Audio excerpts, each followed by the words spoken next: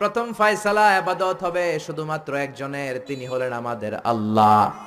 জিকির হবে শুধুমাত্র আমাদের আল্লাহর, সেজদা দিব শুধু একজনকে, তিনি কে?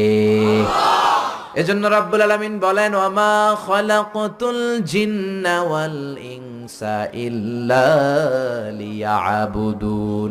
আমি জিন জাতি আর মানব জাতি, এই দুইটা জাতিকে শুধুমাত্র সৃষ্টি করেছি আমার ইবাদতের জন্য। আমাদেরকে এবং জিন জাতিকে সৃষ্টি করার মূল উদ্দেশ্য তার ইবাদত করা, তার গোলামি করা। আমরা তার গোলাম, গোলামের ঘরের গোলাম, বান্দির ঘরের গোলাম। আমাদের 14 গোষ্ঠী তার গোলাম। চিল্লা এখন ঠিক কিনা? আল্লাহ বললেন, তোদেরকে সৃষ্টি করার উদ্দেশ্যই হলো গোলামি করা। আল্লাহ তা'বুদু ইল্লা ইয়্যাহ, শুধুমাত্র ইবাদত হবে আল্লাহর, আল্লাহ ছাড়া কারো ইবাদত চলবে না।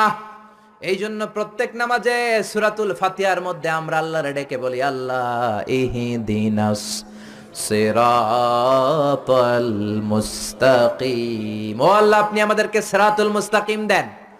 প্রতিদিন আমরা বলতে থাকি, যখন থেকে নামাজ শুরু করেছি তখন থেকে আল্লাহর কাছে একটাই ফরিয়াদ, রব্বুল আলামিন আপনি আমাদেরকে সিরাতুল মুস্তাকিম দেন। আল্লাহ ডেকে বলে, গোলাম আমার ইবাদত যদি একনিষ্ঠভাবে করে থাকো তাহলে এটাই হলো সিরাতুল মুস্তাকিম। ওয়া আনি'বুদুনি হাযা সিরাতুম মুস্তাকিম। আমি আল্লাহর ইবাদত যদি তোমরা করো, জেনে রাখবা তোমরা সিরাতুল মুস্তাকিমের উপরে আছো। ঠিক কি না?